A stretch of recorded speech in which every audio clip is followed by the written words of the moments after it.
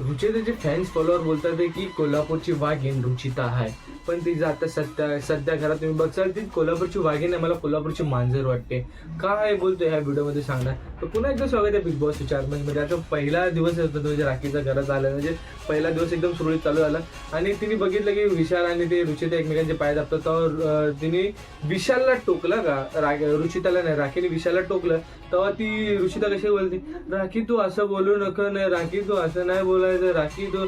जर हेच वाक्य म्हणजे दीपाली बोला, तन्वी बोला, नाहीतर राकेश ह्या तिघां चौघांपैकी म्हणजे दुसऱ्या ग्रुप मधल्या कोणी असे वाक्य वापरले असतात तर रुचिताने पूर्ण घरात तांडव मचवला असा. म्हणजे ती चिड म्हणजे ती भांडणाचा राग तिने नंतर लगेच पलटला. म्हणजे दीपाली काहीतरी बोलली तेव्हा दीपालीवर तिने पूर्णपणे राग काढला, जो राखीने तिला अधिकार बोललं होतं त्याचं.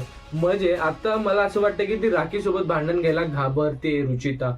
तुमच्या मते सांगा की खरं सांगा की कोल्हापूरची वाघीण ती आहे का मांजर आहे, हे कमेंट नक्की सांगायला विसरू नका. व्हिडिओ आवडल्यास लाईक करा आणि चॅनलला सबस्क्राईब करा नक्की विसरू नका. Thank you for watching. बाय.